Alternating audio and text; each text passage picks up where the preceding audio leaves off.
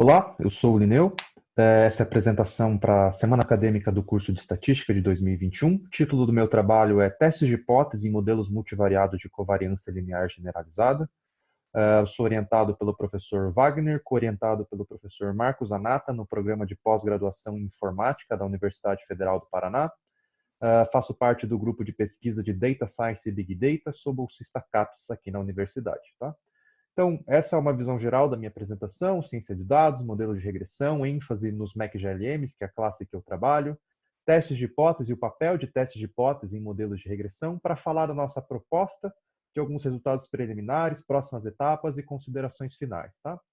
Bom, então a ciência de dados é um campo de estudo interdisciplinar que compõe áreas do conhecimento como estatística, ciência da computação, matemática, e lá dentro a gente tem os métodos estatísticos, né? E eles fazem parte de grandes etapas da ciência de dados.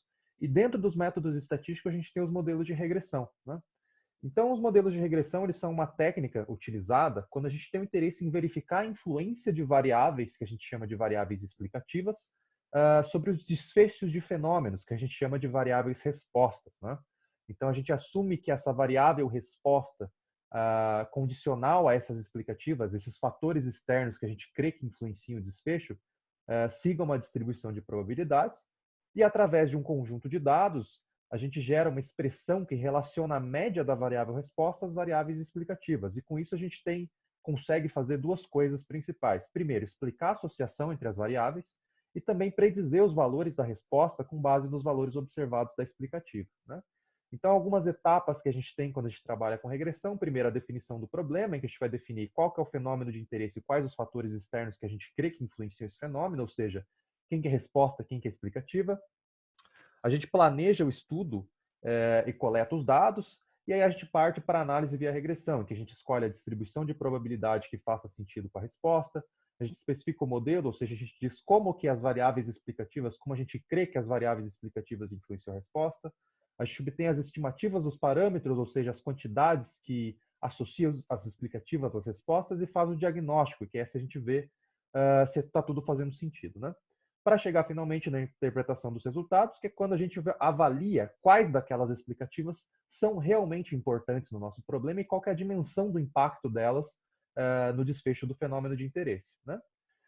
Eu vou falar sobre os modelos multivariados de covariância linear generalizada, os MAC-GLMs, que são uma classe de modelos de regressão que são bastante geral e flexível, né? Por vários motivos, porque, por exemplo, comporta múltiplas respostas de diferentes naturezas, a gente consegue ajustar modelos com diferentes preditores e distribuições para cada resposta, e a gente consegue ainda especificar no modelo como as medidas vindas de diferentes observações estão correlacionadas entre si. Uma graça dos modelos de regressão de modo geral, em especial nos MAC-GLM, é que todos os parâmetros são interpretáveis. Então, a gente tem os parâmetros de regressão que a gente consegue usar para avaliar o efeito das explicativas sobre as respostas. Com os parâmetros de dispersão, a gente consegue avaliar o impacto da correlação entre unidades. Já com os parâmetros de potência, a gente consegue um indicativo de qual distribuição se adequa ao problema. Tudo isso com base nos nossos dados, né? Toda essa metodologia já está implementada no R, na biblioteca MAC-GLM.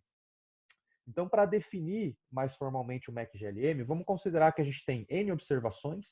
Para cada uma dessas observações, a gente vai observar R fenômenos, ou seja, a gente pode ter indivíduos. Para cada um desses indivíduos, a gente tem R variáveis de interesse. A gente vai sumarizar essa informação numa matriz, que é a nossa matriz de variáveis respostas.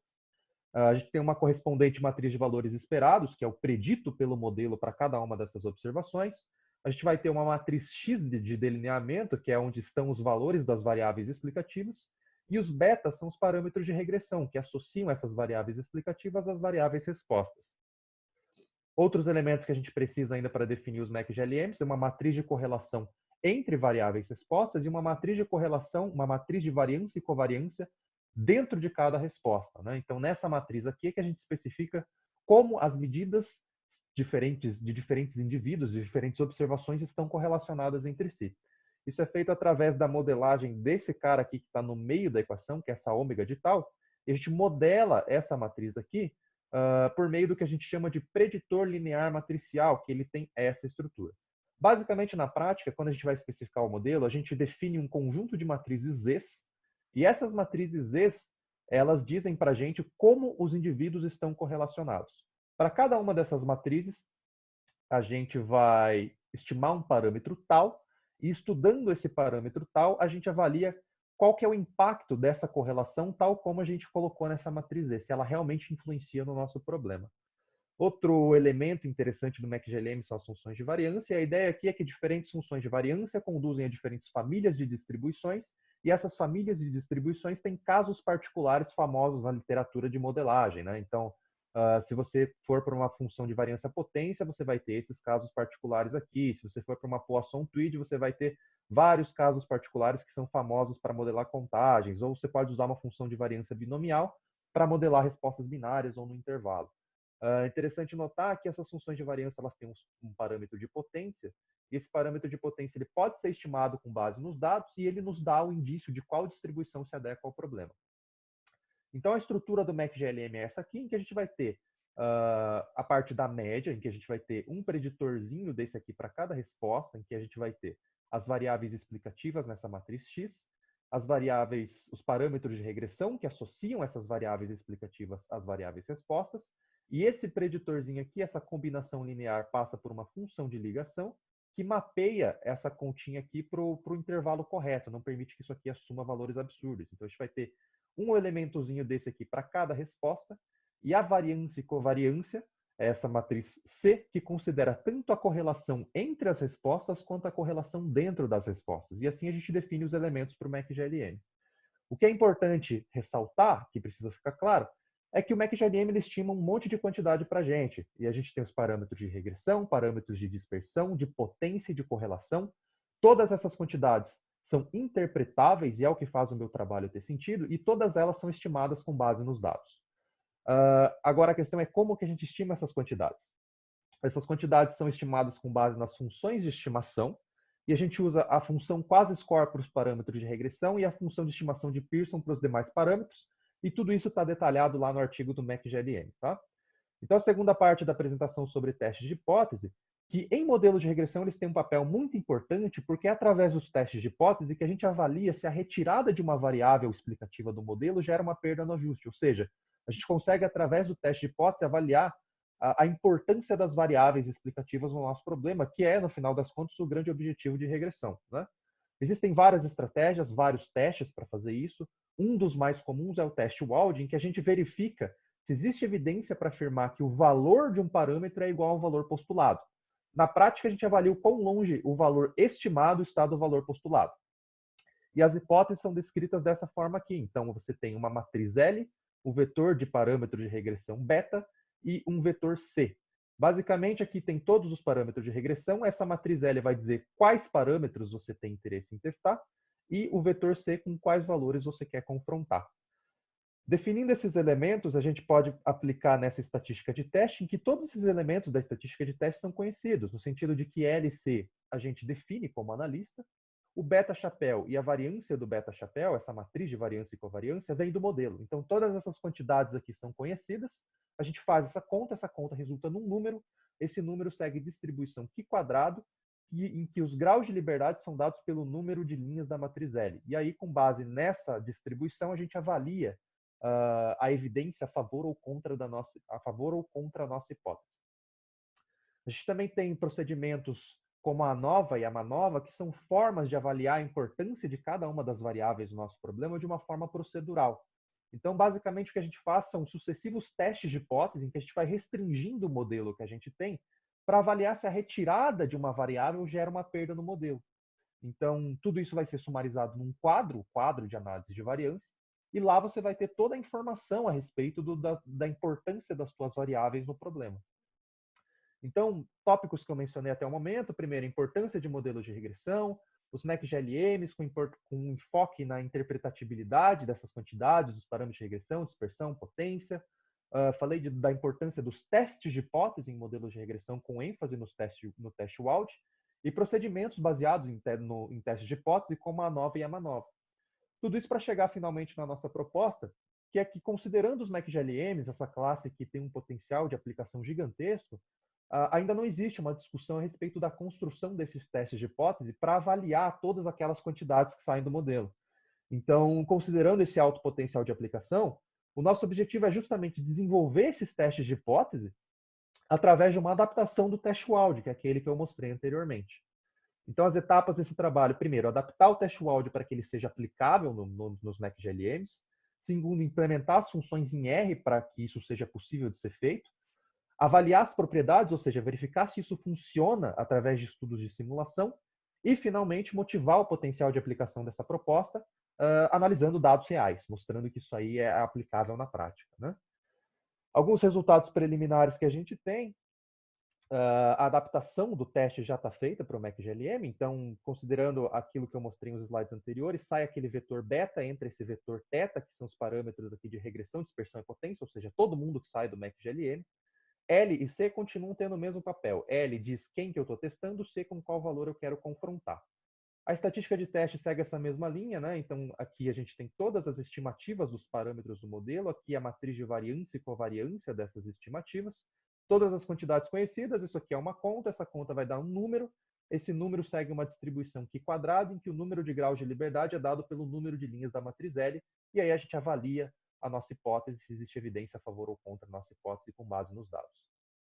Para trazer um exemplo, deixar isso mais palpável, né, eu peguei um exemplo do livro Modelos de Regressão com Apoio Computacional, em que lá tem um conjunto de dados sobre demanda de TV a cabo em 40 regiões dos Estados Unidos, em que a gente tem várias variáveis, eu peguei 4. Número de assinantes de TV a cabo, percentual de domicílios com TV a cabo, renda per capita por domicílio com TV a cabo e custo médio mensal de manutenção de TV a cabo.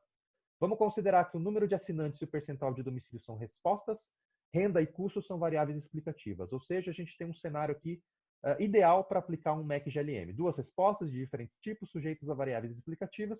Então, vamos dizer que a gente ajustou o MAC-GLM e ele tem essa estrutura, em que o índice R denota a resposta, que pode ser o número de assinantes ou percentual de domicílios. A gente tem um intercepto para cada resposta, um parâmetro que associa renda a cada resposta, um parâmetro que associa custo a cada resposta e um parâmetro de interação. Para simplificar o problema, vamos dizer que as observações são independentes e a gente não quer estimar os parâmetros de potência, né?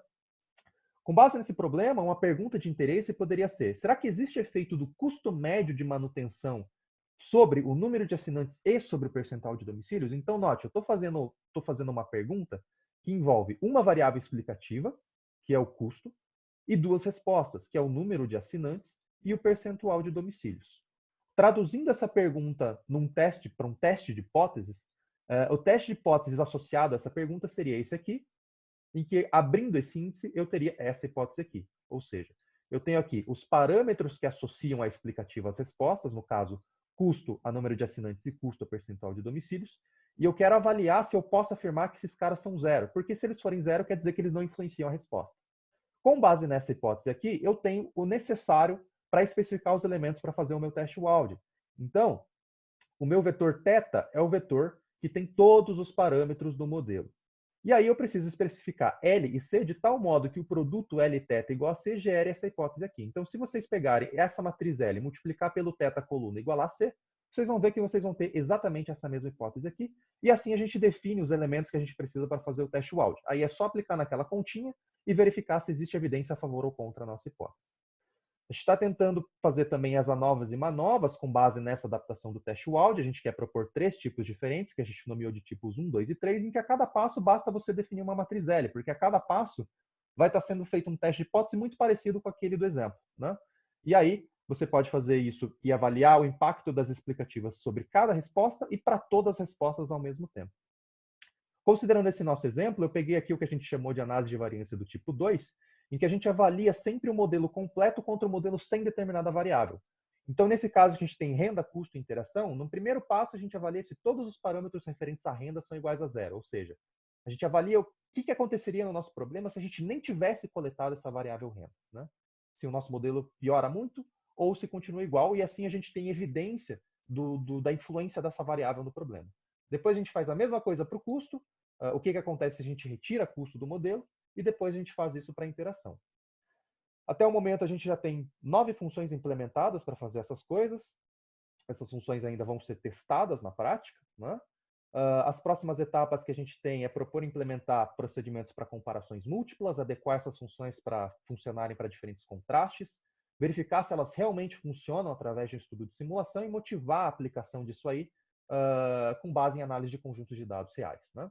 Então, nossas considerações finais é que os Mac-GLM são uma classe muito geral, que você consegue ajustar modelo para resolver vários tipos de problema, e a nossa contribuição vai no sentido de fornecer uma ferramenta para que o usuário ele consiga interpretar melhor o que sai do Mac-GLM, né? Então, a nossa contribuição ela visa responder perguntas sobre a importância das variáveis explicativas no problema, sobre o impacto das medidas correlacionadas nos conjuntos de dados e sobre qual distribuição se adequa ao problema, porque essa nossa adaptação se adequa a qualquer parâmetro do Mac-GLM, seja ele de regressão, dispersão ou potência. Essas aqui são algumas referências que eu usei. Fiquem à vontade para me procurar aí nas redes para tirar maiores dúvidas e muito obrigado.